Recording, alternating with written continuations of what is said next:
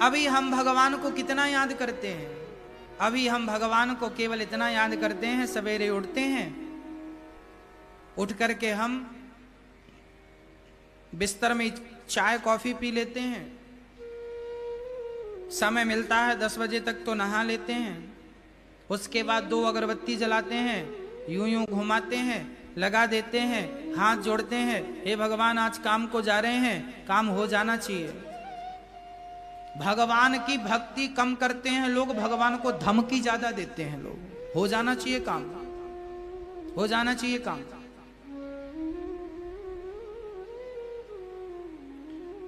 अच्छा, आपसे कोई रॉन्ग बात करने लगे यहां, तो आप उसको देखेंगे, क्यों आऊं? आप जाएंगे नहीं, क्योंकि उसके बोलने की जो टोन है ना वो ठीक नहीं है, बोलने का जो तरीका है वो ठीक नहीं। आपसे कोई गए यहां नहीं, और आपसे कोई कहे भैया जी थोड़ा सा यहां आइए, एक ही मायने हैं दोनों बातों के, पर दोनों का बहुत अंतर है। उसी तरह आप भगवान की भक्ति करते हैं, हम भगवान की भक्ति करते हैं, मीराबाई में और हम में कोई कंपेयर करे, तौल कर देखे, हम मतलब आप सभी, हम मतलब एक हैं, आप भी आ गए हम भी आ गए, हम सभी मतलब हम एक। मीरा की भक्ति में और हमारी भक्ति में यदि हम दोनों को एक तराजू पर तौल कर देखें तो हमारी भक्ति 1% भी नहीं है मीरा के सामने, क्योंकि मीरा निस्वार्थ थी, जबकि हम स्वार्थी हैं। हमारे स्वार्थ को मिटाने के लिए, मीरा जैसा प्रेम प्रकट करने के लिए ही व्यास जी ने भागवत लिखी है। भागवत क्यों सुनना चाहिए? क्योंकि भागवत सुनेंगे तो सच्चे अच्छे भक्त बनेंगे। गोस्वामी श्री तुलसीदास जी ने रामचरितमानस लिखी, आपको पता है? आपको पता है गोस्वामी तुलसीदास जी ने रामचरितमानस कब लिखी? जब उनकी एज लगभग 60 वर्ष की थी, 60 से 70 के बीच में। जब गोस्वामी जी 60 वर्ष के हो गए तब उन्होंने रामचरितमानस लिखी। किसी ने कहा इतना लेट क्यों लिखा, पहले लिख दिया होता। और स्वामी गोस्वामी तुलसीदास जी जब 10 वर्ष के थे तब उन्होंने हनुमान चालीसा की रचना की थी। गोस्वामी श्री तुलसीदास जी का सबसे पहला रचित ग्रंथ हनुमान चालीसा है। जय हनुमान ज्ञान गुण सागर। गोस्वामी जी का प्रथम ग्रंथ हनुमान चालीसा। 60 वर्ष तक वो क्या करते रहे? मैंने पढ़ा गोस्वामी श्री तुलसीदास जी ने राम के बारे में सुनते रहे, संतों से कथाओं से सुनते रहे, समझते रहे। लगभग 250 राम के जो चरित्र जिन्होंने अनेक लोगों ने लिखे होंगे, लगभग 250 काव्य ग्रंथ उन्होंने पढ़े, राम के बारे में समझा, राम के बारे में जाना, राम को महसूस किया। रामचरितमानस तो गोस्वामी जी ने बाद में लिखी, पहले राम को देखा है, राम को सुनकर समझकर देखा है, टच किया है, स्पर्श किया है। चित्रकूट के घाट में भई संतन की भीड़, तुलसीदास चंदन घिसे तिलक लेत रघुवीर। दर्शन किया है। इसका तात्पर्य क्या है? इसका तात्पर्य यह है कि हम लोगों ने सुना कि भगवान है, हमने सुना, गुरु जी ने सुनाया भगवान है, वेदों को पढ़ाया, हमने पढ़ लिया, मान लिया, हमने आपको बताया भगवान है, आपने मान लिया। मैं आपसे फिर निवेदन करूंगा, मेरे कहने से मत मानिएगा। मैं कह रहा हूं कि भगवान है, आप पहले सुनिए इस बात को, और भगवान है या नहीं आप स्वयं कंफर्म कीजिए, कंफर्म कीजिए ना। मैंने कह दिया कि भगवान है, आपने भी मानना शुरू कर दिया। ये तो अंधकार में आ गए ना हम सब। भगवान जैसा कोई है, कहाँ है, किसी ने देखा, किसी ने नहीं देखा, बस चलते जाओ चलते जाओ। कहां पहुंचोगे कौन बताएगा? भगवान सुनने का सब्जेक्ट नहीं है, भगवान महसूस का सब्जेक्ट। ईश्वर गॉड है, मैंने कह दिया है। अब आप भाई, मेरी मां ने कह दिया इस दही में मक्खन है, मेरी मां ने कह दिया इस दही में मक्खन है, तो मुझे क्या करना चाहिए? मान लेना चाहिए। और मानने से क्या होगा? मुझे मक्खन थोड़ी मिलेगा। चलो मैं मानता हूं कि दही में मक्खन है, तो क्या मान लेने से मक्खन का स्वाद मिल जाएगा? नहीं, आपको मंथन करना पड़ेगा। और जब मंथन करेंगे तो मक्खन का लौंदा आपके हाथ में होगा, उसे खाइए, उसका आनंद लीजिए। उसी प्रकार मेरे गुरुजी ने कह दिया कि बेटा भगवान है, तो इसे अनिरुद्ध ने मान लिया और मान को उसे महसूस किया। पहले महसूस किया ईश्वर है, महसूस किया कहां है ये भी महसूस किया। और जब महसूस किया मैंने, तो फिर मैंने आपको बताया कि अब जिसे मैंने महसूस किया है उसे तुम भी महसूस करो। उसके लिए तुम्हें कथाएं सुननी पड़ेंगी, और उस ईश्वर को महसूस करने के लिए तुम्हें कीर्तन करना पड़ेगा, भगवान पर विश्वास करना पड़ेगा। एक बार, ओनली एक बार विश्वास करके उस परमात्मा के लिए बढ़ के देखिए तो सही। यदि आपको समझ में ना आए तो वापसी कर लीजिए, गए कहां हैं आप। परंतु मैं आपसे यह निवेदन जरूर करूंगा कि आप अंधकार में मत रहिए। ईश्वर है, बिहारी जी हैं, कहां हैं? मैंने तो कह दिया बिहारी जी सब जगह हैं, हरि व्यापक सर्वत्र। शास्त्र यही तो कहते हैं भगवान सब जगह है। वेदों में भी यही तो लिखा है, सर्वम खलविदम ब्रह्म। हाँ भाई, जिन्होंने ये बात कही है उन्होंने महसूस किया है, उन्होंने महसूस किया है, फिर उन्होंने लिखा है कि लो। मीराबाई का एक वाक्य मैं आपको सुनाता हूं। मीरा कहती है, मेरे तो गिरधर गोपाल दूसरों ना कोई, ये कह के इनका पद पूरा। अब मैंने भी कह दिया मेरे तो गिरधर गोपाल दूसरों ना, आपने भी कह दिया मेरे तो, कह दिया आपने तो गाना बना लिया। अब रोटी बनाती जाती है, मेरे तो गिरधर गोपाल दूसरों ना कोई। तब तक बच्चा आया, ये बेटा मेरा। पड़ोसन बोली, तेरा कितने बच्चे? तेरे? मेरा एक बेटा है, दो बेटे ये मेरे। अब वहां पड़ोसन से ये बताना भूल गई कि मेरे तो गिरधर गोपाल भी हैं। अब जब दुनिया ने पूछा तो परिचय ये नहीं दिया कि मेरे तो गिरधर गोपाल, अब परिचय देती है मेरे दो बच्चे हैं। इसका मतलब यह है कि आप कह कुछ रहे हैं और मानते कुछ हैं। जिसे हम कहते हैं करनी और कथनी दोनों भिन्न हो गई। जबकि मीरा की करनी और कथनी दोनों सेम थी, एक थी। वो कहती थी मेरे तो गिरधर गोपाल, इसलिए तो जहर भी पी लिया ना। और हम लोग कहते हैं मेरे तो गिरधर गोपाल। क्या मानते हैं इस बात को? मेरी मां, ये भारत के लोग या दुनिया के लोग यदि इस बात पर अमल करने लग जाएं तो जिंदगी इतने शब्द से सवर जाएगी, पूरी भागवत की जरूरत नहीं है, मात्र एक शब्द ही पर्याप्त है। और ये पूरी भागवत सुनाने के बाद सार यही निकलेगा कि तुम भगवान के बन गए और भगवान तुम्हारे बन गए, तो सुनना, समझना, जन्म लेना सब सफल है। और यदि यही बात समझ में नहीं आई तो फिर बहुत सारी चीजें सुन लो, 18 पुराण सुन लो, 4 वेदों को याद कर लो, क्या फर्क पड़ता है। मेरे तो गिरधर गोपाल दूसरों ना कोई।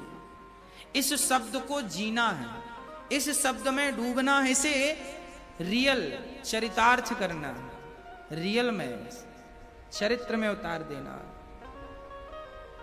मैं सच कहता हूं, मैं जो जो आपसे कहता हूं, मैंने उन हर शब्दों को पहले जिया है। मैं स्वयं पहले उन शब्दों को जीता हूं, उसमें जी कर देखता हूं, उन शब्दों में अमल करके देखता हूं। उसके बाद जब मुझे लगता है ये ठीक है, तो मैं फिर आपके तक पहुंचाता हूं। मैं आपसे कभी ये नहीं कहूंगा कि मैंने कह दिया कि तुम भगवान को सर्वत्र देखो। देखो, देखना शुरू करो। प्रैक्टिकल करो उसका। क्या दिख रहे हैं? सब में पहले मत देखो, पहले सब में मत देखो। इसका भी एक तरीका है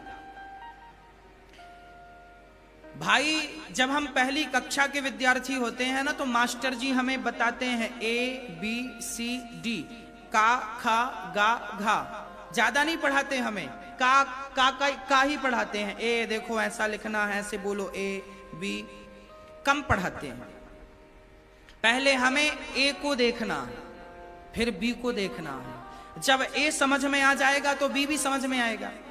अभी A ही समझ में नहीं आया तो B समझ के भी क्या करोगे? हाँ, अभी का समझ में नहीं आया तो खा क्या समझोगे? पहले का तो समझो, फिर खा की तरफ बढ़ना। पहले एक सीढ़ी में पांव तो रखो, तब तो दूसरी सीढ़ी के लिए पांव बढ़ाओगे। एक में ही रखा नहीं सीधा, दूसरी में बढ़ाएगा, फिसलने की उम्मीद, गिर जाओगे, दांत टूट जाएंगे। इसलिए निवेदन है, पहले का खा समझो, ABCD समझो। उसी तरह पहले भगवान देखो कहां? पहले भगवान अपनी मां के भीतर देखो। भगवान कहां है? मेरी मां भगवान है। मां में भगवान दिखने लग जाए तो फिर सेकंड पिता में भगवान देखो, है ना। दूसरा स्टेप, अभी सब में नहीं देखना आपको। अभी आप पहली क्लास के स्टूडेंट है ना, अभी काखा गाघा समझो, ABCD समझो। अभी मां के भीतर भगवान देखो। देखो आपकी मां में भगवान नजर आ रहे हैं? नहीं नजर आ रहे हैं। इसका मतलब अभी आपकी भक्ति कच्ची है। और भक्ति करो और भजन करो, सीताराम सीताराम सीता, और कथाएं सुनो। पकाने के लिए क्या? कथाएं सुनो, कीर्तन करो, फिर मां में भगवान को देखो। मां में भगवान दिखे? नहीं दिखे। अभी और नाम जपो, 1,00,000 बार नाम जपो। सीताराम सीताराम सीताराम सीताराम सीताराम, राधे श्याम राधे श्याम। कितना? 1,00,000 बार जपो। फिर आंख खोलो, देखो मां को। मां में भगवान दिख रहे हैं? हाँ, अब दिखने लगे। अब दिखने लगे। हाँ, अब पिता में देखो, पिता में दिख रहे हैं? नहीं नहीं, पिता में भगवान, अभी तो मां में दिख रहे हैं। हाँ, अभी और भजन करो, सीताराम सीताराम। भाई जब तक आपको ए लिखना नहीं आए तो मास्टर जी क्या कहते हैं? हाथ पकड़ के लिखवाते हैं, ए ऐसे लिखो, 100 बार लिखो। जब 100 बार ए लिखेंगे तब फ्रेश ए आएगा। हाँ या ना? बोलो भाई, समझ में आ रही है बात कि केवल हम बोले जा रहे हैं? आप 100 बार ए लिखेंगे तो क्या होगा? राइटिंग अच्छी होगी, ए अच्छा बनेगा। ऐसी तो पढ़ाई होती है, मास्टर जी ऐसी तो पढ़ाते हैं, स्कूलों में ऐसी तो पढ़ाया जाता है। ए 100 बार लिखो, बी 100 बार लिखो। हम लोग संगीत सीखते हैं, सारे गामा पादा नी सा, यही करो, सारे गामा पादा नी सा, सारे गामा पादा नी सा, सारे गामा पादा नी सा, सारे बार बार। कब से? जब से सीखा है, और जब तक मर नहीं जाएंगे तब तक सारे गामा पादा नी सी करने, क्योंकि सब इसी में है। ये समझ में आएगा तो आगे सब समझ में आएगा। हाँ, तो यही शुरुआत है। पहले मां के भीतर परमात्मा, फिर भजन करो भगवान का, कथाएं सुनो ज्यादा, फिर पिता में दिखेंगे। जब माता पिता में भगवान दिखने लग जाए तो तीसरा स्टेप, फिर गुरु में। मातृ देवो भव, पितृ देवो भव, गुरु आचार्य देवो भव, अतिथि। अभी गुरु में भगवान को देखो। गुरु कौन है? भगवान तुल्य है। भगवान दिखे गुरु में? हाँ हाँ दिखे।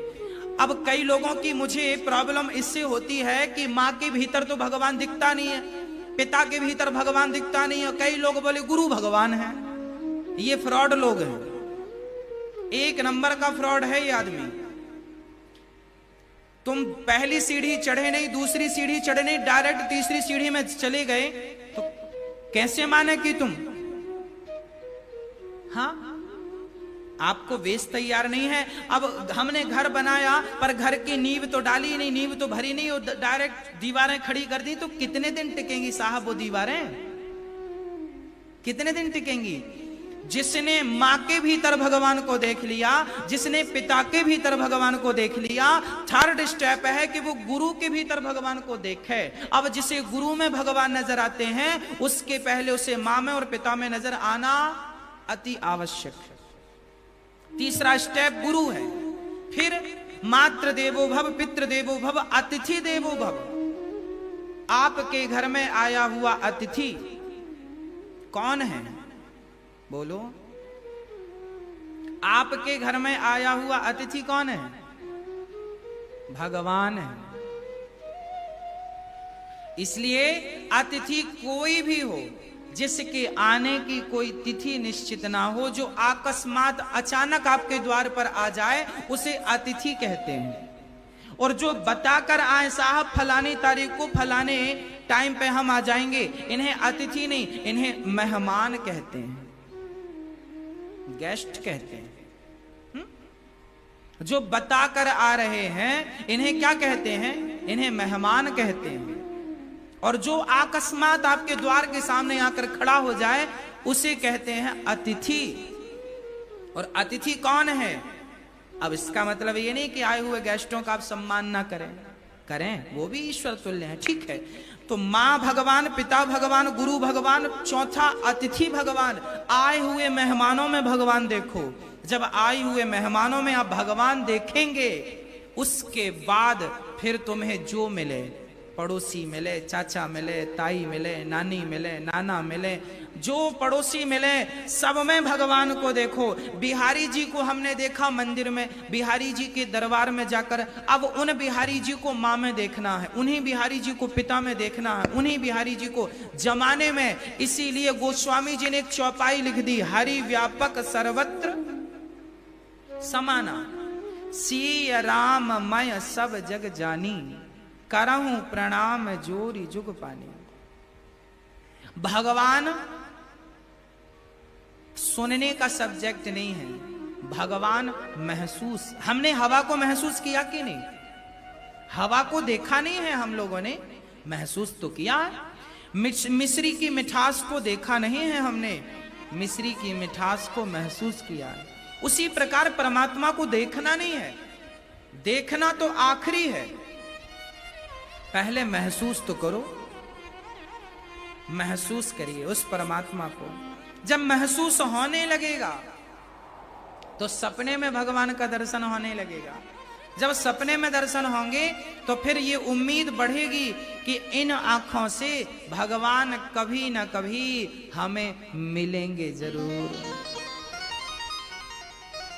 तो भगवान सच्चिदानंद रूपाय, ईश्वर सत्य है, ईश्वर को जीना है, ईश्वर को महसूस करना है।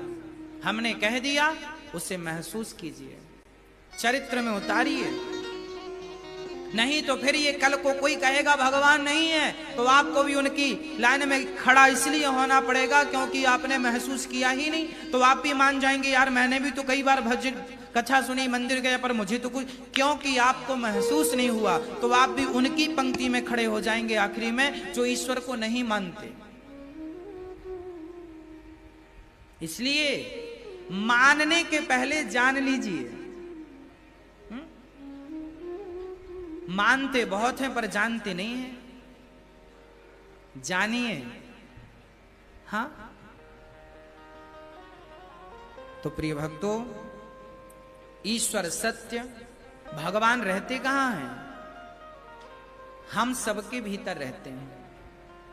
अच्छा, आपके घर में लाइट तो होगी, बोर्ड तो होंगी जहां चार्जर फंसाते हैं, आप मोबाइल चार्ज करते हैं।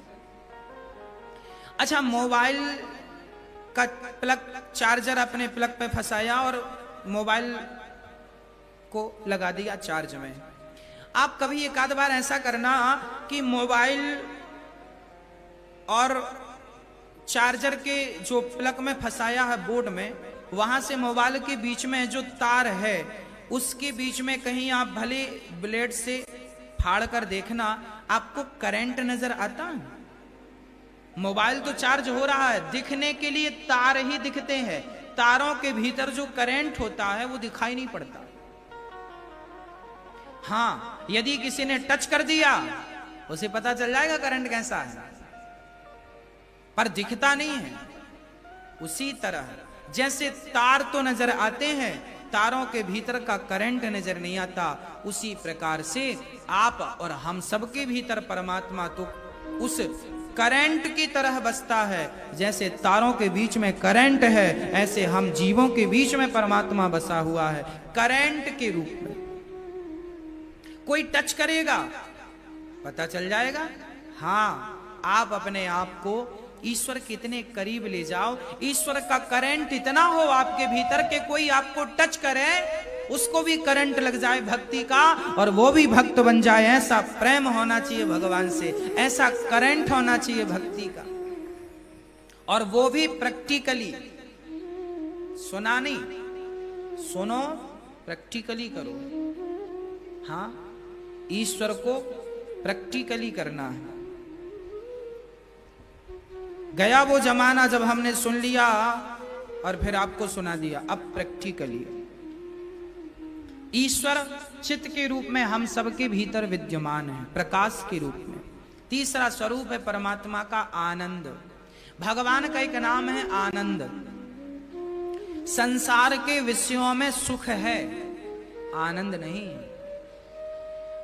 संसार का कोई भी खाने का, सोने का, भोगों का कोई भी सुख उठाकर देख लीजिए, सारे सुखों में सुख तो है, खाने का सुख आनंद नहीं है। यदि है भी, चलो माना कि आप कह रहे हैं है, ठीक है, कितनी देर का? आप रसगुल्ले खाएंगे कितनी देर अच्छे लगेंगे? जब तक कि पेट नहीं भरता। भोग भोगेंगे कब तक अच्छा लगेगा? थोड़ी देर।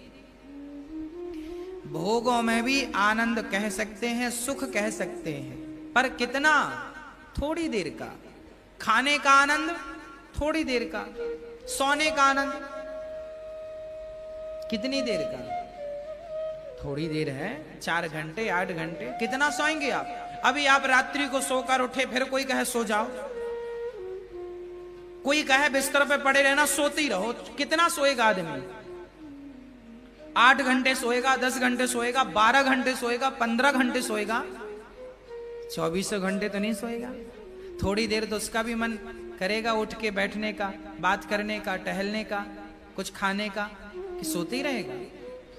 अर्थात संसार के सारे सुख क्षणिक हैं। कोई भी सुख उठाकर देखिए आप, आपके करीब जो सुख हैं, आप जिनको जीते हैं, आप घर में रहते हैं तो खाते होंगे बढ़िया बढ़िया, कोई रबड़ी खा रहा, कोई रसमलाई खा रहा है, खाते हैं। कब तक अच्छी लगती है रबड़ी? एक कटोरी आपने रबड़ी खाई, फिर किसी ने दूसरी रख दी, खा लेंगे। तीसरी रख दी, ना ना अब नहीं, ज्यादा हो जाएगी। चौथी रख दी, ना ना अब तो गले के नीचे नहीं उतरती। रबड़ी गले के नीचे नहीं उतरती। अधिक रबड़ी आपको नुकसान भी करती है और गले के नीचे उतरती। अधिक मीठा कब तक खाएंगे? अधिक नमकीन कब तक खाएंगे? अरे भाई, संसार का हर सुख पेट भर देता है। संसार का सुख आपको थोड़ी देर के लिए मन को हटा देता है। यार कितना, अब तो रसगुल्ले से मन हट गया, शाम को भली इच्छा हो जाए, पर थोड़ी देर के लिए आपको वैराग्य आ जाता है रसगुल्ले से। आपने भोग भोग लिए तो थोड़ी देर के लिए उनसे भी मन हट जाता है, यार बहुत भोग लिया, थोड़ी देर के लिए। हम तो ये चाहते हैं कि वो थोड़ी देर के लिए ना हो, वो बहुत टाइम के लिए हो। सच्चाई यह है कि संसार में सुख था ही नहीं, आपने सुख मान रखा था। जैसे कुत्ते के मुंह पे हड्डी आ गई। एक कुत्ता जंगल से गुजर रहा था, उसे रास्ते में हड्डी मिल गई, कुत्ते ने मुंह पे दबाया और हड्डी को चबाने लगा। उसे लगा कि अब कुत्ता तो कुत्ता, उसकी कितनी अक्ल है। कुत्ता हड्डी को दबाने लगा, दांतों से काटने लगा। तो अभी एक शेर आ गया। शेर आया तो कुत्ता हड्डी लेके भागा। शेर ने पूछा, भाई कुत्ता भागते क्यों हो? कुत्ते ने कहा, तुमने हड्डी छीन ली तो। अब बताओ, क्या शेर हड्डी लेता?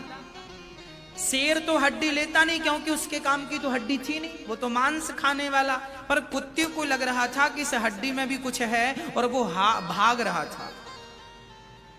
हाँ, सच कहें तो हम लोगों ने भी हड्डी मुंह पे दबाई है और हम भी भाग रहे हैं। हमारी हड्डी ना कोई छीन ले। ये हड्डी क्या है? हाँ, ये संसार का सुख हड्डी ही तो है। पत्नी का सुख, पुत्रों का सुख, पैसों का सुख, पद का सुख, प्रतिष्ठा का सुख, कब तक? ये हड्डी मुंह पे दबा रखी है हम लोगों ने। और कुत्ता हड्डी को काटता है, जब काटता है ना तो उसके मसूड़े छिल जाते हैं, फिर उसी का रक्त खून उस हड्डी में लग जाता है। जब छिल जाएंगे ना तो हड्डी में खून लग जाएगा, फिर कुत्ता उस हड्डी के खून को चाटता है। तो कुत्ते को लगता है खून हड्डी से निकल रहा है, जबकि निकलता कहां से है? उसी के भीतर से, उसी का रक्त है, उसी के भीतर से निकला है, और उसे लग रहा है हड्डी से सुख मिल रहा है, हड्डी से सुख मिल रहा। वाह, यही हालत हम सब की है। हमें लग रहा है पत्नी से सुख मिल रहा है, पति से सुख मिल रहा है, बच्चों से सुख मिल रहा है। ये नहीं समझ रहे हो कि खून तुम्हारा ही निकल रहा है, उसी को तुम चाट रहे हो कुत्ते की तरह।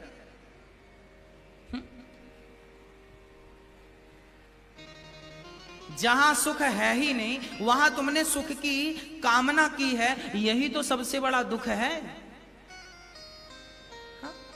सुख जहां है वहां हम जाते नहीं है।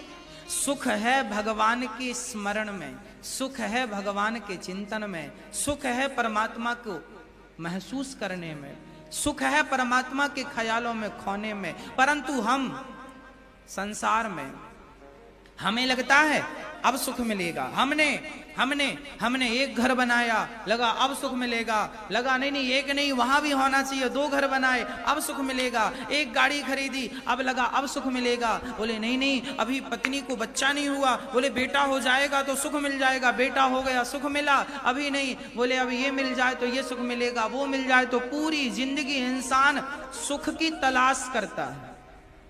आप क्या कर रहे हैं बताइए, आप अपना बताइए, आप क्या कर रहे हैं? सुख की तलाश ही तो कर रहे हैं। वृंदावन क्यों आए आप लोग? सुख की तलाश में तो आए। चलो सुख मिलेगा, कथा सुनेंगे, आनंद मिलेगा।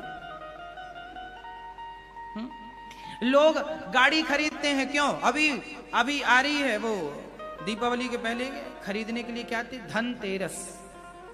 लोग खरीदी करते हैं उसके, अच्छा होता है। कोई गाड़ी खरीदता है, कोई सोना खरीदता है। हाँ, हमारी माताओं ने प्लान बनाया होगा बड़े बड़े बाले खरीदने का। हाँ, क्यों? क्या चाहिए? हमारी माताओं के काने में सोने के बड़े बड़े बाले आ जाएं, गले में बड़ा हार आ जाए। क्या मिलता है? क्या मिलता है? सुख मिलता है। कितनी देर? सच्ची कहूं, सोना पहनने में सुख नहीं आता। सोने को सामने वाला देखकर तारीफ करे, वाह यार आपके पास इतना सोना, इसमें सुख मिलता है। लोग इसी के लिए खर्चा भी करते हैं। पहनने का समय किसे रखा है आजकल? पहन के चलो तो लोग खींच लें, कान भी तोड़ डालें। आजकल आदमी सोना इसलिए नहीं पहनता कि उसे सोने को पहनने का लगता है, उसकी इच्छा है ना। आजकल लोगों सोना इसलिए ताकि लोग कहें, वाह तेरे पास इतना सोना, वाह। आजकल लोग घर इसलिए नहीं बनाते कि हमें रहना है, आजकल लोग घर इसलिए बनवा लेते हैं आलीशान ताकि और लोग कहें, वाह इतना बड़ा घर। आपको दूसरों के मुंह से अपनी तारीफ सुननी है, उसके लिए आप परेशान हैं। सीधी बात ये है। सारी दुनिया भाग रही है, सारे लोग परेशान हैं। पूछो कहां जाना है? सुख के लिए भाग रहे हो। सुख कहां है साहब, ये भी तो बताओ। 5,000 रुपए महीने मिलते थे, तब लगता था 10 मिलने लगेंगे तो बहुत सुख मिल जाएगा, सब ठीक है। 10 मिलने लगे, लगा 20 मिल जाए तो सुख मिलेगा, 20 मिले तो 50 मिल जाए तो सुख मिलेगा। जब चौथा वेतन आया तो लगा 5वां आ जाएगा तब मौज होगी, 5वां वेतन आया, 6वां आ जाएगा तो मौज होगी, 7वां आ जाएगा तो लगा 8वां आ जाएगा तो मौज होगी, 8वां आ गया तो अब लगने लगा 9वां आए। मतलब सुख कहां मिला तुम्हें? 7वां मिला तो 8वीं की तलाश चालू, 8वां मिला तो 9वीं की तलाश चालू, 9वां मिला तो 10वीं की तलाश चालू, 10वां मिल जाए तो 11वीं की तलाश चालू, 1 लाख मिल जाए तो 10 लाख की तलाश जारी, 10 लाख मिल जाए तो 1 करोड़ की तलाश जारी। ये तलाश करते करते आदमी मर जाते हैं। पहुंचे कहां ये तो बताओ, कहां रुकोगे? हाँ, आदमी फिर शमशान में जाके शांति लेता है, अब कहीं नहीं जाना, यहीं रहना। भाग कितना भागेगा? शमशान के पास से एक आदमी रोज निकलता था, तभी शमशान में पड़े पत्थर एक दिन बोले, सुन यहां थोड़ा बैठ हमारे पास। बोला समय नहीं है। शमशान की मिट्टी ने कहा कब तक भागेगा, समय निकाल के आना, यहीं पड़ेगा, मैं तेरा इंतजार करूंगी। बोले नहीं मुझे तो समय नहीं है, मैं नहीं आने वाला यहाँ। कब तक भागेगा बेटा, आना तो इसी मिट्टी में पड़ेगा। और अंत में उस मिट्टी ने तुम्हें दफना लिया। इसलिए आनंद कहां है? भगवान का स्मरण ही भगवान का चिंतन ही, ईश्वर का चिंतन ही सबसे बड़ा आनंद है। इसलिए हमें क्या करना है? इसलिए हमें करना है सच्चे हृदय से श्याम का सुमिरन किया करो। जी भर के श्याम नाम का प्याला पिया करो। हाँ, हमें आनंद पाना है तो कहां? भगवान के चिंतन में ही सबसे बड़ा सुख है। दोनों हाथ उठाकर भाव के संग मस्ती के साथ जरा चिंतन परमात्मा का हो और सच्चा मन भगवान के चरणों में लग जाए, यही जीवन की सार्थकता है। लोगों को बड़ी बड़ी टेंशन, ना जाने क्या क्या पाल रखी हैं लोगों ने। ये कौन है जिन्हें बहुत टेंशन है? हाँ, ये वही लोग हैं जिन्हें भगवान पे भरोसा नहीं है। कहते जरूर हैं कि मुझे भगवान पे पूरा भरोसा है। यदि भरोसा है तो फिर चिंता किस बात की? और चिंता है तो भरोसा कैसा है? आप अपना मुंह फुलाइए ऐसे, अब ठहाका लगाइए लगाइए। अब ये दोनों काम एक समय में करके दिखाइए। मुंह भी फूल जाए और ठहाका भी लग जाए। ये दोनों काम एक समय में संभव नहीं है। उसी तरह आप कहते हैं कि हमें विश्वास भी है और टेंशन भी है। यदि विश्वास कर लिया उस परमात्मा पर, उस अखिल ब्रह्मांड नायक पर, तो फिर चिंता कैसी? हाँ, जो सबका पिता है, त्वमेव माता च पिता त्वमेव। छोटे से बच्चे को आपने छोटे से बच्चे को खिलाया होगा, हाथ में लेकर जब उछालते हैं ना तो बच्चा खिलखिला के हंसता है। हाँ, वो हवा में होता है और हंसता है। किसी ने कहा कि पिता ने छोड़ दिया तो गिर जाओगे। उसने कहा ना, जिस पिता ने मुझे उछाला है वो मुझे थामेगा जरूर। उस बच्चे को विश्वास है, इसलिए वो हवा में है फिर भी हंसता है। क्यों? क्योंकि विश्वास है। उसी प्रकार जीवन में आप जब परेशान हो, टेंशन में आए तो विश्वास बढ़ा लीजिएगा और टेंशन नहीं, एक विश्वास रखिएगा कि जैसे उछलते हुए बच्चे को पिता गिरने नहीं देता, उसी प्रकार सच्चे भक्त को भगवान कभी गिरने नहीं देता। वो है ना थामने के लिए। जिसको भरोसा श्याम पर उसको फिकर नहीं। जिसको भरोसा श्याम पर उसको फिकर नहीं। रहता है श्याम साथ में कोई भी डर नहीं। रहता है श्याम साथ में कोई भी डर नहीं। ओ रहता है श्याम साथ में कोई भी डर नहीं। घुट घुट के क्यों हो मर रहे, हंस कर जिया करो। घुट घुट के क्यों हो मर रहे, हंस कर जिया करो। जी भर के श्याम नाम का, जी भर के श्याम नाम का प्याला पिया करो। सच्चे हृदय से श्याम का सुमिरन किया करो। सच्चे हृदय से श्याम का सुमिरन किया करो। सच्चे हृदय से श्याम का सुमिरन किया करो।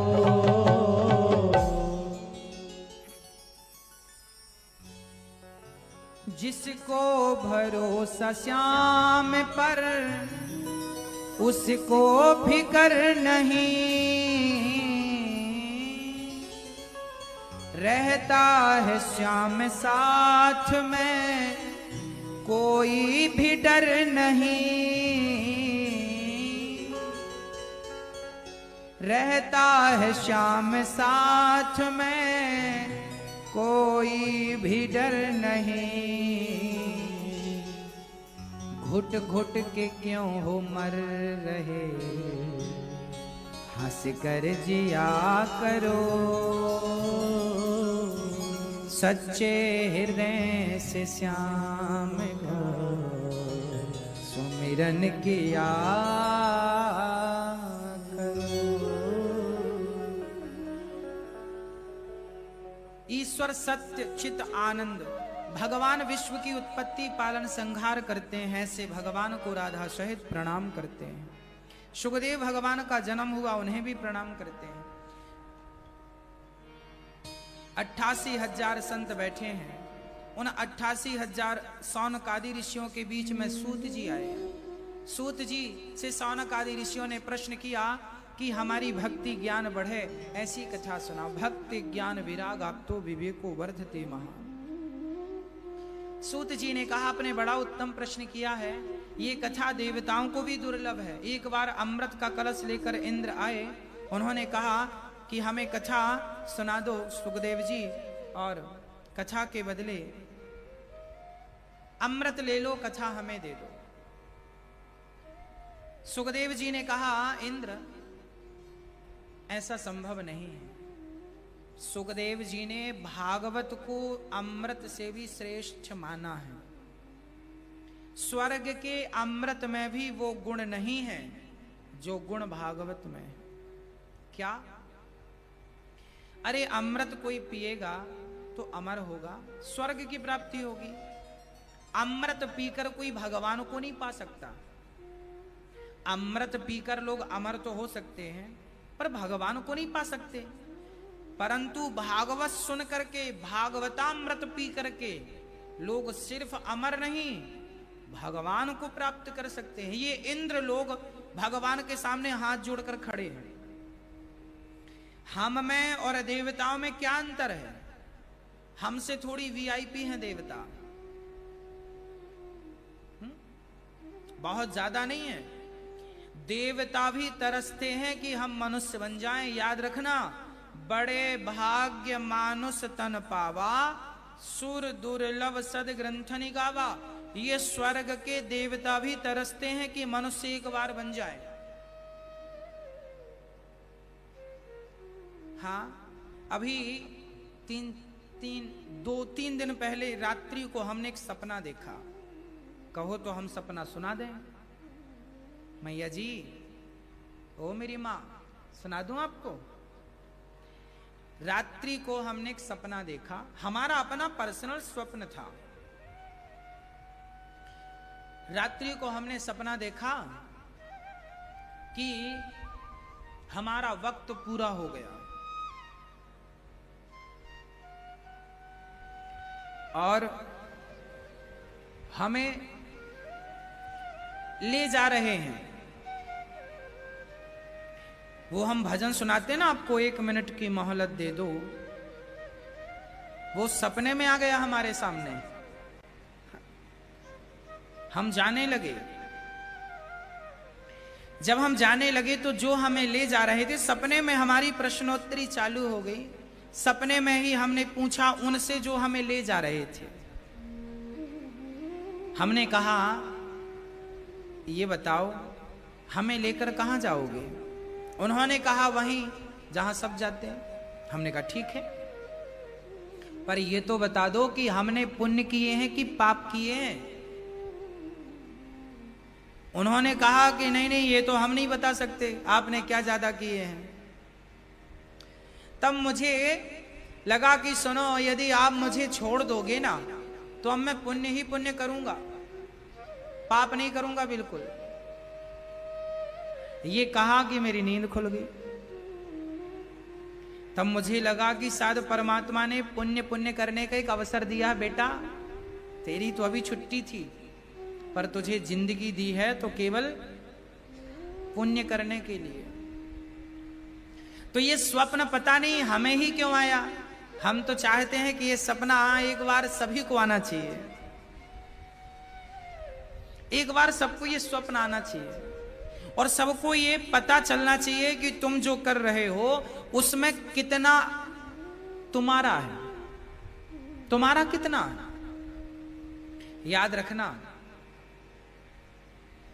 जो पैसे हमने जेब में रख लिए हमारे अपने जेब में, वो पैसे हमारे नहीं हैं। जो हमने किसी को खिला पिला दिया, जरूरतमंद को दे दिया, वो हमारे हैं। दिया हुआ हमारा है, पास में रखा हुआ हमारा नहीं। इसलिए जब समय मिले तो आप अपने जीवन में उसका सदुपयोग करिएगा, ना कि दुरुपयोग करिएगा। ये जीवन पुण्य के लिए है। केवल पुण्य कर लीजिए, केवल अच्छा काम कर लीजिए।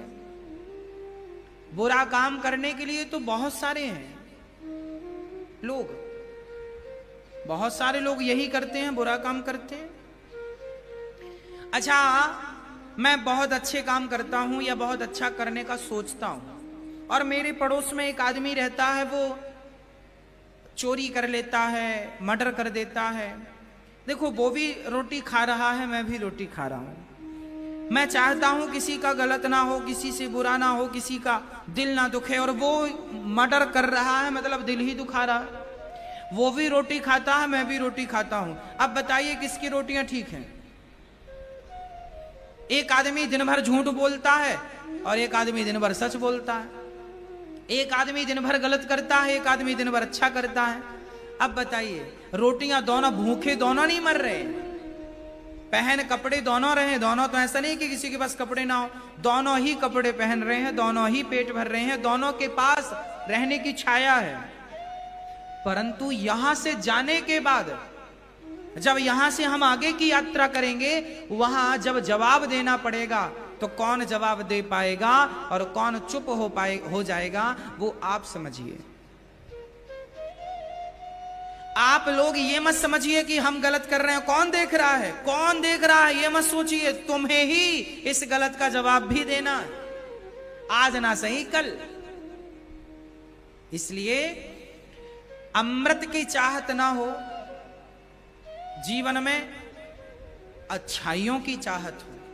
हमें अमृत नहीं पीना, स्वर्ग का इंद्र हमें बनना, स्वर्ग का राजा भी नहीं बनना। अर्थ न धर्म ना काम रुचि, गति न चाहूं निर्वाण। जन्म जन्म रति राम पद, यह वरदान नया। ना मुझे अर्थ की चाहत है, ना अर्थ, ना धर्म, ना काम, ना कुछ, मुझे कुछ नहीं चाहिए। क्या चाहिए? हाँ, केवल राम के चरणों में प्रीति। हे भगवान, आपके चरणों में प्रेम हो जाए, बस मुझे यही चाहिए। केवल प्रेम, केवल प्रेम, केवल प्रेम। भगवान से भी कुछ मत मांगो, हम तो आपसे यही कहेंगे। देवता लोग भी देवता ही है, कोई बहुत ज्यादा हवा नहीं है। देवता बनना बड़ी बात नहीं है। आप अच्छे कर्म करोगे तो आप अभी देवता बन जाओगे। हाँ, देवता लोग भी हाथ जोड़ के खड़े हैं भगवान के लिए, भगवान का दर्शन करने के लिए। अच्छा, देवताओं को भी जब कथा सुननी होती है ना, तो मृत्यु लोक ही आना पड़ता है। अच्छा, ये बताओ, भगवान राम का जन्म स्वर्ग में हुआ कि मृत्यु लोक में हुआ? बोलो। भगवान कृष्ण का अवतार मृत्यु लोक में हुआ कि स्वर्ग में हुआ? स्वर्ग तो भगवान भी जाना नहीं चाहते। जहां भगवान ही ना हो वहां हम जाके क्या करेंगे? स्वर्ग से 1 करोड़ गुना अच्छा तो हमारा वृंदावन है। यहाँ बिहारी जी तो हैं, कम से कम हमें दर्शन देने के लिए। स्वर्ग जाओगे तो क्या मिलेगा? अप्सराएं मिलेंगी नाचती हुई। हम इनको देखने के लिए स्वर्ग जाएंगे? वहां के लोग अप्सराओं के साथ रहते हैं। ऐसा स्वर्ग हमें फोकट में कोई दे तो नहीं चाहिए। फ्री में इंद्र आवे और कहें फ्री में हमारे साथ चलो स्वर्ग, स्वर्ग नहीं जाएंगे। स्वर्ग जाने के लिए थोड़ी मनुष्य का तन पाए हैं। अरे बड़े भाग्य मानुष तन पावा, देवताओं से अच्छे तो मनुष्य लोग हैं जिनके पास भगवान को पाने का समय है। इंद्र के पास भगवान को पाने का समय नहीं है। इंद्र भगवान को पाना चाहेंगे तो उन्हें मनुष्य बनकर आना पड़ेगा, पुण्य करना पड़ेगा, तब उन्हें इसी मृत्यु लोक से भगवान की प्राप्ति होगी। स्वर्ग में रह करके कोई भगवान को नहीं पा सकता। मृत्यु लोक आना ही पड़ेगा, यही प्लेटफॉर्म है। केसर खाना हो, ओरिजिनल केसर देखना हो, कश्मीर जाना ही पड़ेगा, केसर वहीं होती है। उसी प्रकार जैसे वृंदावन के खेतों में केसर नहीं हो सकती, उसी प्रकार स्वर्ग में भक्ति नहीं हो सकती। भक्ति तो केवल भारत भूमि में ही संभव है। अमेरिका, लंदन, जापान, पेरिस इत्यादि देशों में भी भगवान की भक्ति संभव नहीं है, क्योंकि वो भोग भूमि है। और हमारी भारत माता तो तपोभूमि है, भारत माता तो हमारी भक्ति की भूमि है, आध्यात्म भूमि है ये। इसलिए सबको यहीं आना पड़ता है। आप लोगों ने भी एक चीज देखी होगी, जब कुंभ लगता है, कुंभ कहीं का हो, चाहे प्रयागराज में कुंभ हो, हरिद्वार में कुंभ हो, या उज्जैन में हो, या नासिक में हो, जब कहीं भी कुंभ लगता है तो आपने ये यूट्यूब पर देख लीजिएगा, न्यूज चैनलों पर सुन लीजिएगा, कुंभ के टाइम आप परिचित पक्षी आते हैं। आप सर्च करके देखिएगा, अपनी आंखों से देख लीजिएगा। कुंभ के टाइम पर जब स्नान होते हैं तिथियों के, तब आप परिचित, मतलब जिन पक्षियों को आप नहीं जानते, जिन पक्षियों को हम लोग तो चिड़ियाओं को जानते, बहुत सारे पक्षियों को हम देखते रहते हैं, इनको जानते हैं, पर जब प्रयाग लगता है, जब कुंभ लगता है ना, तो बहुत सारे ऐसे पक्षी आते हैं जो इस दुनिया के नहीं है। ये मैं नहीं बोल रहा हूं, आप खुद देख लीजिए जाकर के, और YouTube वगैरह में सर्च कर लीजिए। प्रयागराज में आते हैं ऐसे पक्षी, कुंभों में आते हैं, बहुत सारे पक्षी आते हैं और स्नान करते हैं वो पक्षी। ये कौन पक्षी हैं? कहते हैं देवताओं को भी कुंभ में जब स्नान करना होता है तो देखो, देवताओं को यहां आना है तो पक्षी बनकर आना है। हम तो उनसे अच्छे हैं कि हम तो मनुष्य बनकर ही प्रयाग में स्नान कर लेते हैं, तीर्थों में स्नान कर लेते हैं, कुंभ नहा लेते हैं। तो देवता भी रूप बदल बदल कर यहां आते हैं। भगवान राम का दर्शन करने के लिए शंकर जी आए थे कि नहीं? भगवान कृष्ण का दर्शन करने के लिए कैलाशपति शंकर जी आए थे कि नहीं? हाँ, ये वही भूमि है जहां भगवान भी आते हैं, देवता भी आते हैं, शंकर जी भी, ये वो भूमि है।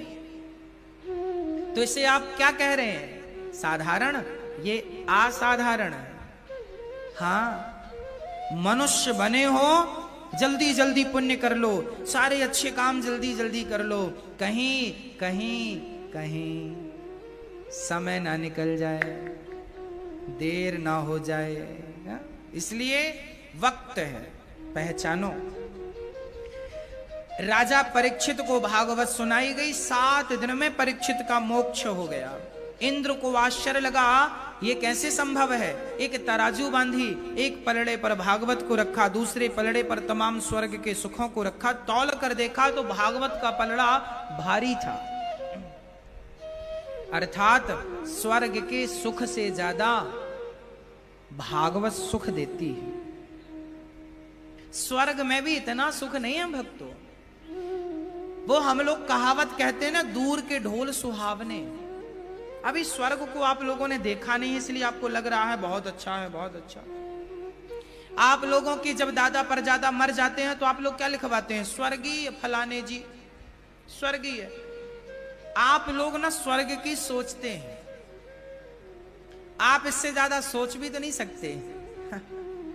जिसकी जितनी सोच उतनी तो चलेगा।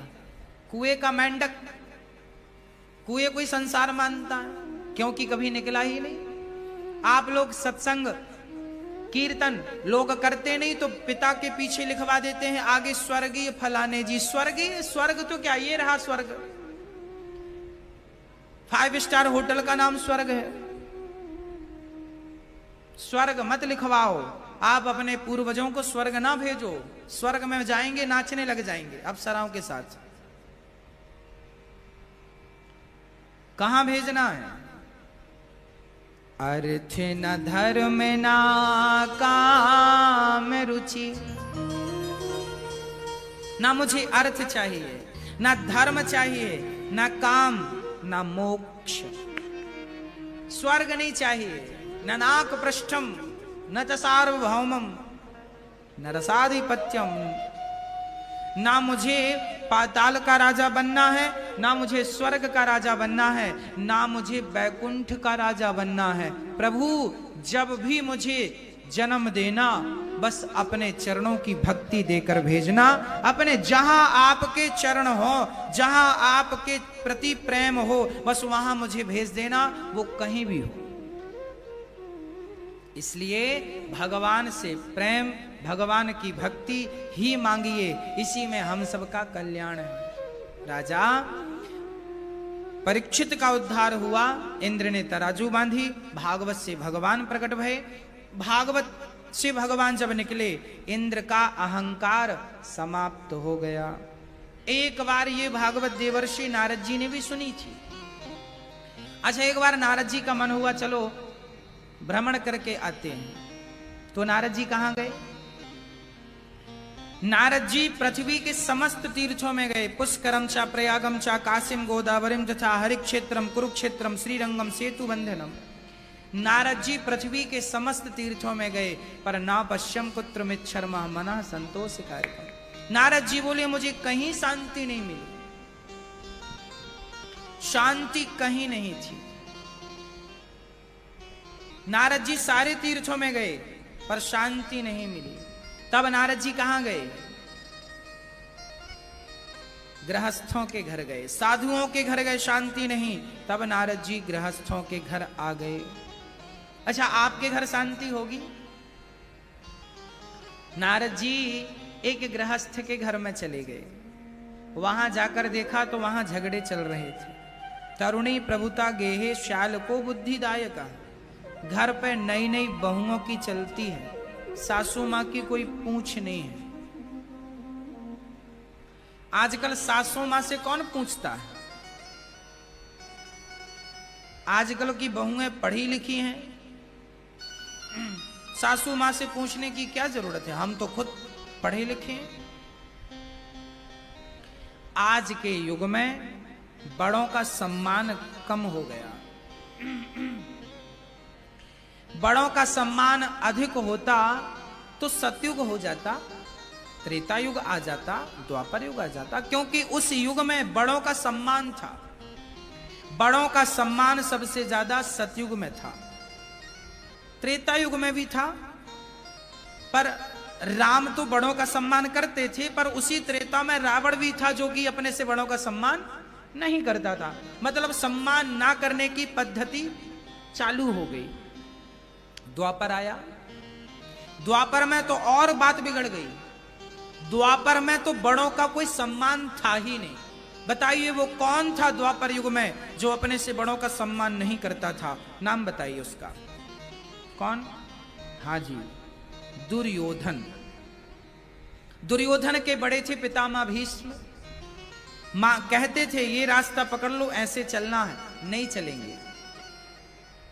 दुर्योधन से बड़े थे गुरु द्रोणाचार्य। उनसे प्रश्न करता, बात नहीं मानता। बड़े थे धर्मराज युधिष्ठिर, भी बड़े थे, नहीं मानना। खुद के पिता धृतराष्ट्र तो पिता ही थे, उनकी भी नहीं सुनना। चाचा विदुर जी, उनकी भी नहीं सुनना। कर्ण ने भी कई बार समझाया है दुर्योधन को, सुनना ही नहीं।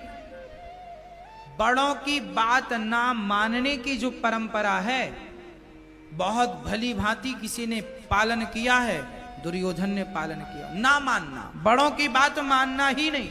और आप ये भी याद रखें कि जिसने अपने से बड़ों का आदर नहीं किया, उसका परिणाम देख लो। और अर्जुन थे उसी युग में जो अपने से बड़ों का सम्मान करते थे। उनके भाई युधिष्ठिर जो कह दें वो पत्थर की लकीर है। भाई ने कहा वनवास चलना है, राम तो माता पिता के कहने से वनवास गए थे, परंतु यहां जुआ किसने खेला था? धर्मराज युधिष्ठिर ने। जुए पे बाजी किसकी लगी थी? चारों पांडवों की, भीम की, अर्जुन की, नकुल की। किसने लगाई? बड़े भैया ने लगाई। अरे छोटे भाई चाहते तो कह देते नहीं हमें नहीं जाना, 14 साल का 12 साल का वनवास, 12 साल का वनवास हुआ था ना पांडवों को। नहीं जाना, तुम जुआ खेले हो, तुम जाओ। जुआ कौन खेला था? बोलो, जुआ किसने खेला था? जुआ केवल युधिष्ठिर जी ने खेला था। छोटे भाई विरोध कर सकते थे, अर्जुन कह सकते थे हमें नहीं जाना, भीम कह सकते थे हमें नहीं जाना, पर ना, अपने से बड़ों का सम्मान करना है और बड़ों की आज्ञा माननी है। उसके लिए 12 साल वनवास में अर्जुन जैसा गांडीवधारी अपने भाई की आज्ञा के लिए ब्रहन लला बन गया। बने कि नहीं? ब्रहन लला बन गए। भीम जैसा बलवान रसोइया बन गया और द्रौपदी जैसी सुंदर नारी दासी बन गई। किसके लिए? बड़ों का सम्मान के लिए। बड़ों का सम्मान करना है, बड़ों का आदर करना है, बड़ों की आज्ञा माननी है। और जब आप बड़ों की आज्ञा मानते हैं तो भगवान कृष्ण दुर्योधन के सारथी नहीं बने, भगवान अर्जुन के सारथी बन गए, क्योंकि तुम बड़ों का आदर करते हो, बड़ों का सम्मान करते हो। जहां बड़ों का आदर है, बड़ों का सम्मान है, वहां परमात्मा है। और दुर्योधन बड़ों का आदर सम्मान नहीं करते थे तो भगवान साथ में नहीं खड़े थे। आजकल के लोग दुखी क्यों हैं? क्योंकि अपने से बड़ों का आदर नहीं करते, अपने से बड़ों का सम्मान नहीं करते, अपने से बड़ों की बात मानते नहीं है। वो अपने आप को ही टैलेंटेड समझते हैं। हाँ, थोड़ी बात मान लो। आज बूढ़ी बूढ़ी माताएं बड़ी परेशान हैं, गिलास भर पानी देने को तैयार नहीं है उनके बच्चे। ऐसे संस्कार बिगड़ गए। हाँ प्रिय भक्तों, हम ये ना कहें कि कलयुग बुरा है। बुरे लोग तो सतयुग में भी थे, बुरे तो त्रेता में भी थे, बुरे तो द्वापर में भी थे और बुरे कलयुग में भी हैं।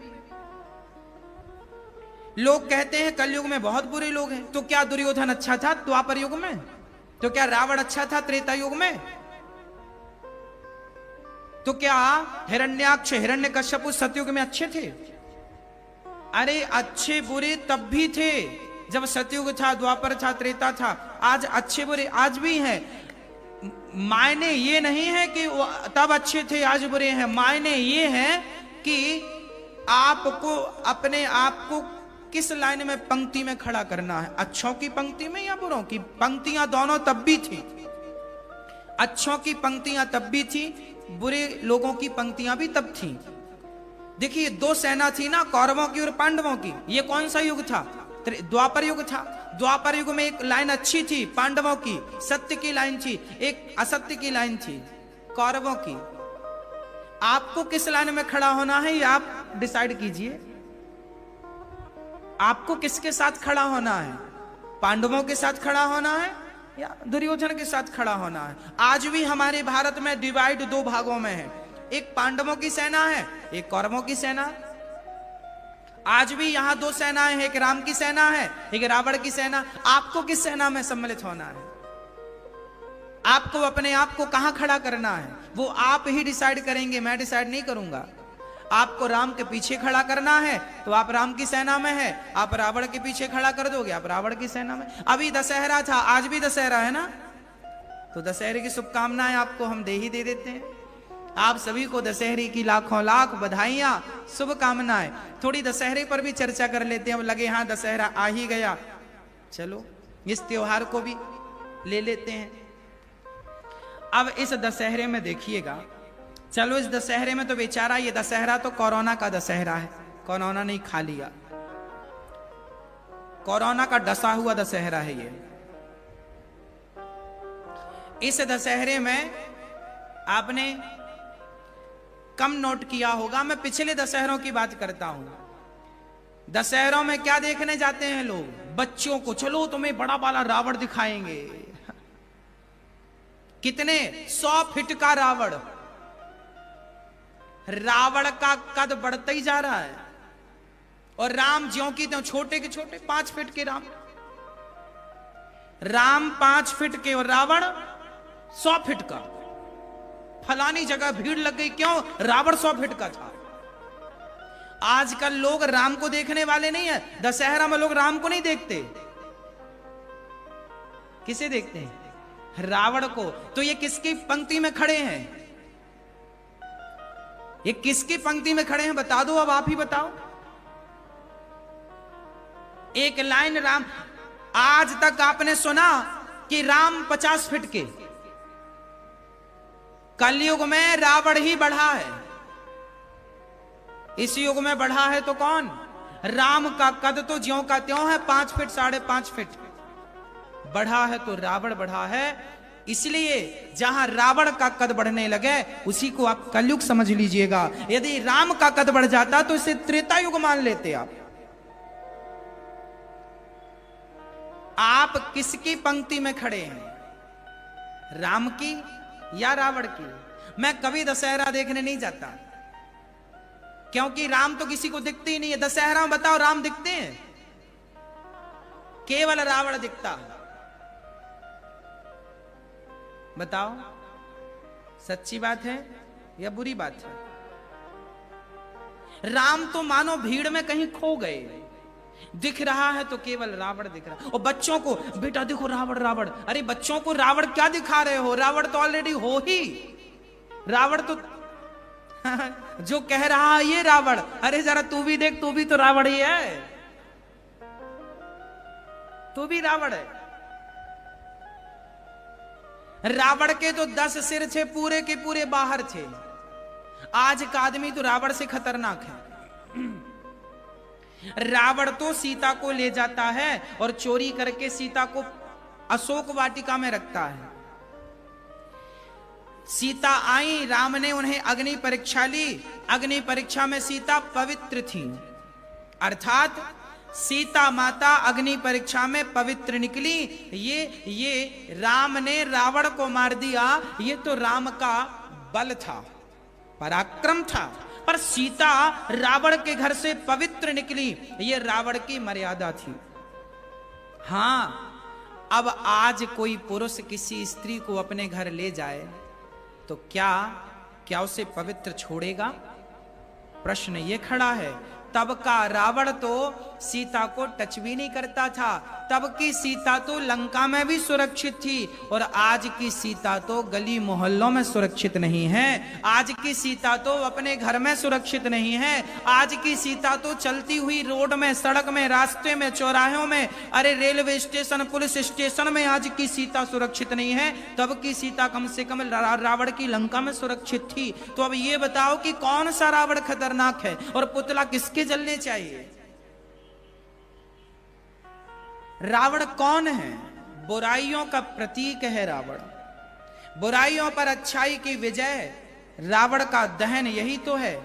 जरूरत नहीं थी रावण को 100 फीट का बनाने की, जरूरत थी राम को ऊंचा बनाने की, ताकि लोगों की दृष्टि रावण पर नहीं राम पर स्थिर हो जाती, ताकि लोगों की निगाहें रावण से हटकर राम पर केंद्रित हो जाती। पर रावण ऊंचा कर दिया तो लोगों की निगाहें वहीं जाकर ठहरती हैं जो ऊंचा होता है। अब देख लीजिए आप, यही दशहरा है, इसकी हमें शुभकामनाएं देनी पड़ती हैं आपको। इसलिए अपने भीतर के राम को जगाइए। और आप रावण की पंक्ति में नहीं, आज भी रावण है, आज भी राम है, आज भी मेरे साथ झूठ बोलने वाले लोग भी हैं और सच बोलने वाले। अब मुझे निर्णय करना है कि मुझे किसके साथ खड़े होना। मतलब राम रावण आज भी हैं, अर्जुन दुर्योधन आज भी हैं, आज भी अच्छाई और बुराई है। आप अपने आप को कहां रख रहे हैं, वो थोड़ा सा आप विचार कर लीजिएगा। यही विचार करने की क्षमताएं आ जाएं तो आप अच्छे हो जाएंगे। और यही विचार करने के लिए तो प्रेरित करती है भागवत। भागवत लोग क्यों सुनते हैं? प्रेरित होने के लिए। आपको सही शिक्षा, सही ज्ञान इस भागवत के माध्यम से मिलेगा। और कहां मिलने वाला है? कौन देने वाला है? किसे पड़ी है तुम्हें ज्ञान की? आपके कल्याण की किसे पड़ी है? सबको अपना अपना चल रहा है। इसलिए सभी में बांट कर खाए उसे इंसान कहते हैं। अपने आप को अच्छे लोगों के साइड खड़े कर दीजिएगा। मैं राम तो नहीं बन सकता, मैं राम तो नहीं बन सकता, पर राम की सेना में बंदर भालुओं की तरह जुड़ तो सकता हूं। मैंने कब कहा कि आप राम बन जाओ? राम को आए युग बीत गए, उनके बाद कोई दूसरा राम पैदा हुआ नहीं। इसलिए अपने आप को राम ना बनाएं, अपने आप को राम की सेना में खड़ा कर दें बस। मैं किसका हूं? मैं किसका हूं? बोलो, मैं किसका हूं? जोर से बोलो, मैं किसका हूं? हनुमान जी से पूछा गया आप कौन हैं, किसके हैं? मैं राम का सेवक हूं और मैं राम दूत, मैं मातु जानकी। हनुमान जी का परिचय सुनिएगा। कौन है हनुमान जी? राम दूत।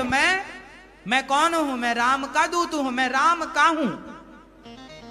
क्या आप ये बात कह सकते हैं कि मैं राम का हूं? यदि कह सकते हैं तो आप बढ़िया सुन रहे हैं, आप बढ़िया समझ रहे हैं। मैं किसका हूं? अभी मैं किसका हूं बताता हूं। मैं फलाने का हूं, मैं उसका हूं, मैं उसका पति हूं, मैं उसका पिता हूं, मैं उसका पुत्र हूं। यही तो हमारा परिचय है। हमसे कोई पूछेगा तुम कौन हो, हम कहेंगे हम अनिरुद्धाचार्य हैं, फलाने के पिता हैं, फलाने के पुत्र हैं, फलाने के फलाने गांव के हैं, फलाने का हमारे दादाजी का नाम ये था, वो था। हमारा यही परिचय होता है। पर हनुमान जी का परिचय ये नहीं था। तुम कौन हो? रावण ने पूछा कौन है बंदर तू? तो क्या कहा? राम दूत, मैं मातु जानकी। हे मां, सीता मां ने पूछा तो भी यही। रावण ने पूछा कौन हो तुम? जिसकी जाके बल लवलेश ते जितहु चराचर झारी, तास दूत में।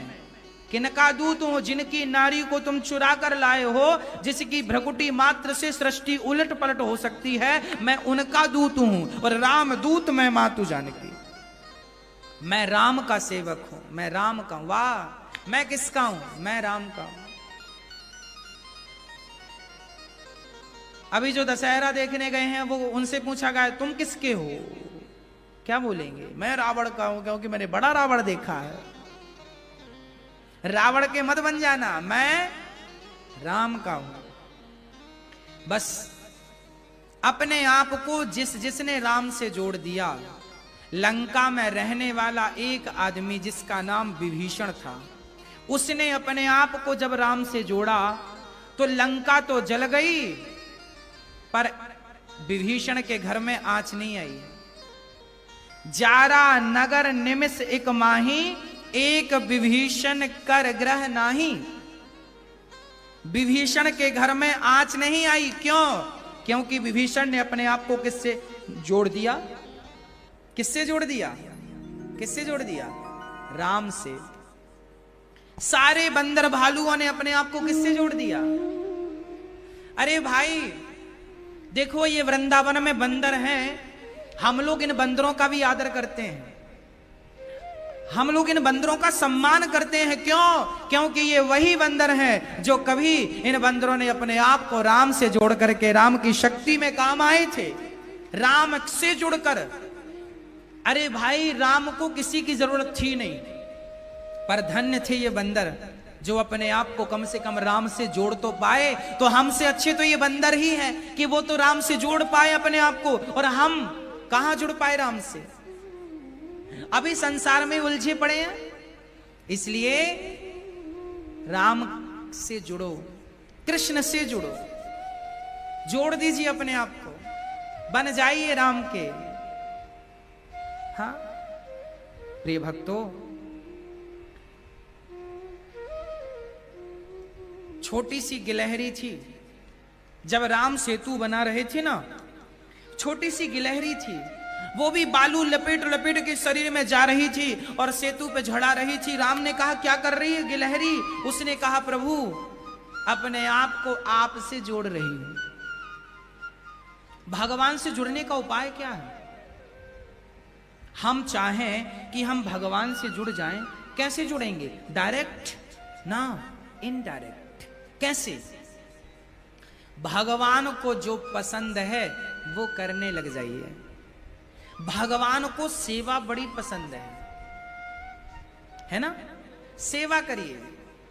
गिलहरी क्या कर रही है? गिलहरी डायरेक्ट राम के पास जाती, राम मुझे अपनी गोद में ले लो। राम कभी ना लेते, पर वो गिलहरी राम के पास नहीं गई, वो गिलहरी सेवा में लग गई। अपने शरीर पे बालू रखती और बालू रख के सेतु पे जाती, झड़ा देती, फिर आती पानी पे डूबती, गीला होता उसका शरीर, उसके रोम बड़े होते हैं ना, पानी में जाती, गीली होती, फिर बालू पे लौट जाती तो बालू चिपक जाती शरीर पे, फिर जाती और फिर सेतु पे झड़ा देती। राम ने कहा क्या कर रही है?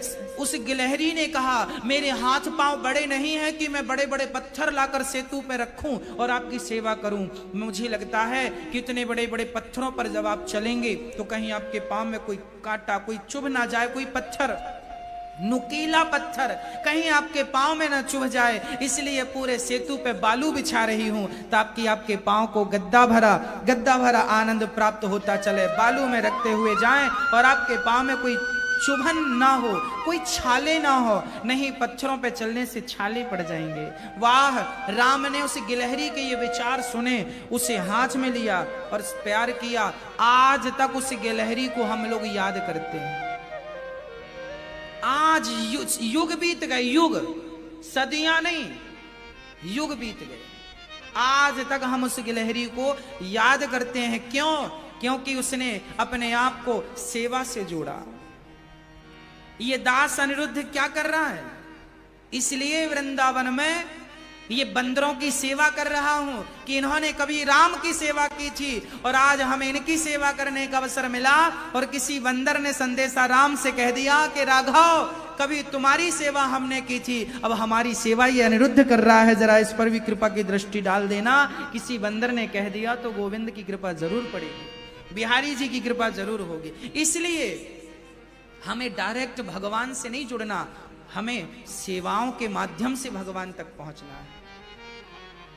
जब आप सेवा करेंगे तो भगवान देखेंगे कभी ना कभी, इसलिए सेवा से आप जुड़िएगा जरूर। एक छोटी सी बात मुझे याद आ गई। एक राजा थे, वो राजा, उनकी ना बेटी थी ना बेटा था, वारिस कोई नहीं था, राजा बुढ़े हो गए थे, 60 साल की उम्र हो गई थी राजा की। प्रजा कहने लगी थी कोई नया राजा बनाओ, पर राजा के लड़का ही नहीं था, बेटी बेटा कुछ नहीं, किसे बना दे? तो किसी ने कहा मंत्रियों में जो बढ़िया मंत्री हो उसे बना दो, राजा को कोई जमा नहीं। तो राजा ने एक निर्णय लिया, राजा ने कहा कि डिंडोरा पिटवाओ और सबको मेरे पास बुलाओ, मैं सबका इंटरव्यू लूंगा, जो भी मेरे इंटरव्यू में पास होगा, राजा ने कहा मैं उसको राजा बना दूंगा। इंटरव्यू के लिए लाइन लग गई, राजा लेते गए इंटरव्यू, पर कोई समझ नहीं आया, सब फेल। पास में एक गांव था, उस गांव का एक गरीब पिता का पुत्र, वो जब सुना कि राजा इंटरव्यू ले रहे हैं तो उस बच्चे ने अपने पिता से कहा पिताजी मैं चला जाऊं। पिता ने कहा बेटा तुम में क्या काबिलियत है कि राजा तुम्हें इंटरव्यू में पास करेंगे और तुम्हें राजा बनाएंगे, तुम्हें अपना वारिस चुनेंगे ना। उसने जिद की, पिता ने कहा अच्छा तुम्हारी इच्छा है तो जाओ। पर वो गांव का ठहरा गरीब, पहनने के लिए अच्छे कपड़े तो थे नहीं, फटा सा नीचे का पजामा और ऊपर फटा सा कुर्ता डाल लिया, पर उसे अच्छा नहीं लगा, फटे कपड़े हो, गंदे भी थे। उसे लगा राजा के सामने जा रहे हो तो कोई बढ़िया से तो होने चाहिए। तो उसने पड़ोसियों से कुछ पैसे उधार लिए और दर्जी के पास जाकर बढ़िया सा महंगा सा कोट बनवाया। कोट बनवाया, 2-4 दिन में कोट तैयार हुआ। वो बालक कोट पहना और चला। जब चला तो उसे रास्ते में एक भिखारी नजर आया, ठंडी से ठिठुर रहा था, ठंडी बड़ी थी, ठिठुर रहा था।